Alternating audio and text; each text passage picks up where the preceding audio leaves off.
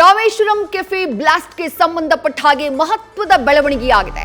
ಶಂಕಿತ ಉಗ್ರನ ಕ್ಯಾಪ್ ಅನ್ನ ವಶಪಡಿಸಿಕೊಂಡಿದೆ ಎನ್ಐಎ ತಂಡ.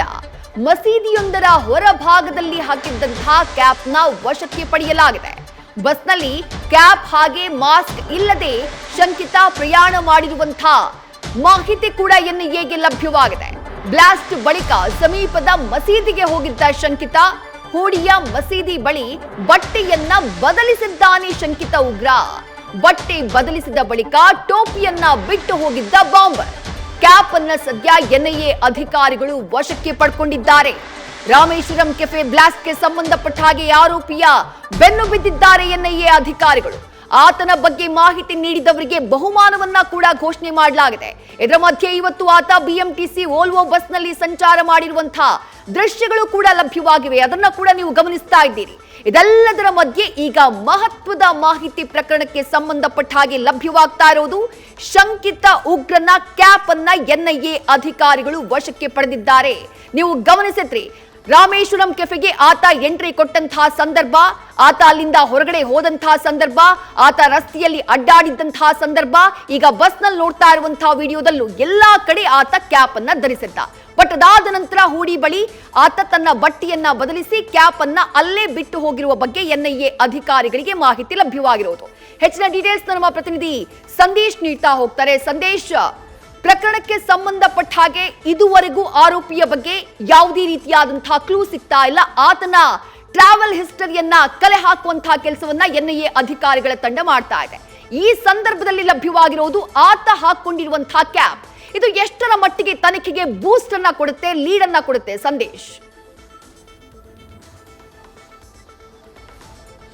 ವಿದ್ಯಾಶ್ರೀ, ಇದು ಪ್ರಮುಖವಾದ ಸುಳಿವಾಗ್ತಾ ಹೋಗುತ್ತೆ. ಯಾಕಂದ್ರೆ ಆ ಬಸ್ನಲ್ಲಿ ಪ್ರಯಾಣ ಮಾಡಿದ ಬಳಿಕ ಆತನ ಯಾವುದೇ ರೀತಿಯ ಸುಳಿವುಗಳು ಕೂಡ ಪೊಲೀಸರಿಗೆ ಲಭ್ಯವಾಗಿರಲಿಲ್ಲ. ಆದರೆ ಅದಾದ ಬಳಿಕ ಈಗ ಸದ್ಯ ಯಾವಾಗ CCTV ಮ್ಯಾಪಿಂಗ್ ಅನ್ನ ಮಾಡ್ತಾ ಹೋಗ್ತಾರೋ, ಜೊತೆಗೆ ಕೆಲವೊಂದಷ್ಟು ಇನ್ಫಾರ್ಮೇಶನ್ಸ್ಗಳನ್ನ ಕಲೆಕ್ಟ್ ಮಾಡ್ತಾ ಹೋಗ್ತಾರೋ, ಆಗ ಹೂಡಿ ಬಳಿಯ ಒಂದು ಮಸೀದಿಯಲ್ಲಿ ಅವರು ಅಂದ್ರೆ ಶಂಕಿತ ಬಟ್ಟೆಯನ್ನ ಎಕ್ಸ್ಚೇಂಜ್ ಮಾಡಿರೋದ್ರ ಬಗ್ಗೆ ಮಾಹಿತಿ ಲಭ್ಯವಾಗಿದೆ. ಈಗಾಗಲೇ ಅಲ್ಲಿರುವಂತಹ CCTV ಫುಟೇಜ್ಗಳನ್ನ ಕೂಡ ಈಗಾಗಲೇ ಕಂಪ್ಲೀಟ್ ಆಗಿ ಪರಿಶೀಲನೆ ಮಾಡಿದಂತ ಸಂದರ್ಭದಲ್ಲಿ ಅಲ್ಲಿನ CCTVಯಲ್ಲಿ ಪತ್ತೆಯಾಗಿದೆ. ಆ ಮಸೀದಿಯ ಒಳಗೆ ಹೋಗಿ ಆತ ಬಟ್ಟೆಯನ್ನ ಎಕ್ಸ್ಚೇಂಜ್ ಮಾಡಿದ್ದಾನೆ. ಜೊತೆಗೆ ಆತ ಏನ್ ಧರಿಸಿದ್ದಾನೆ ಅಂದ್ರೆ BMTC ಬಸ್ನಲ್ಲಿ ಟ್ರಾವೆಲ್ ಮಾಡುವಂತ ಸಂದರ್ಭದಲ್ಲಿ ಆಗಿರ್ಬೋದು ಅಥವಾ ರಾಮೇಶ್ವರಂ ಕೆಫೆಯಲ್ಲಿ ಆಗಿರ್ಬೋದು, ಏನು ಕ್ಯಾಪ್ ಗಳನ್ನ ಧರಿಸಿದ್ದಾನೆ, ಆ ಕ್ಯಾಪ್ ಅನ್ನ ಆ ಮಸೀದಿಯ ಒಳಭಾಗದಲ್ಲೇ ಬಿಟ್ಟು ಹೋಗಿದ್ದ ಅನ್ನೋ ಮಾಹಿತಿ ಲಭ್ಯವಾಗ್ತಾ ಇದೆ. ಈಗ ಸದ್ಯ NIA ಹಾಗೆ CCB ಪೊಲೀಸರು ಜಂಟಿ ಕಾರ್ಯಾಚರಣೆಯನ್ನ ಕೂಡ ಮಾಡ್ತಾ ಇದ್ದಾರೆ. ಆ ಕ್ಯಾಪ್ ಅನ್ನ ಕೂಡ ಈಗಾಗಲೇ ಸೀಸ್ ಮಾಡುವಂತ ಕೆಲಸವನ್ನ ಕೂಡ ಈಗಾಗಲೇ ಮಾಡಲಾಗಿದೆ.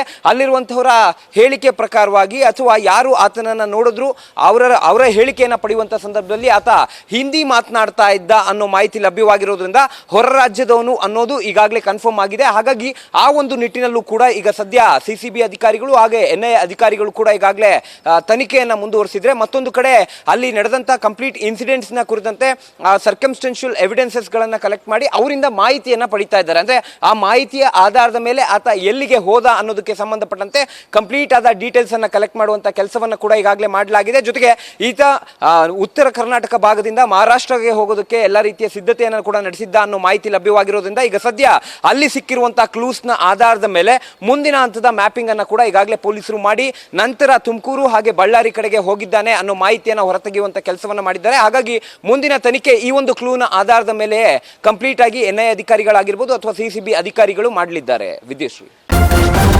ನ್ಯೂಸ್ ಫಸ್ಟ್ ನಿರ್ಭೀತಿಯಿಂದ ನಿಮ್ಮ ಪರವಾಗಿ.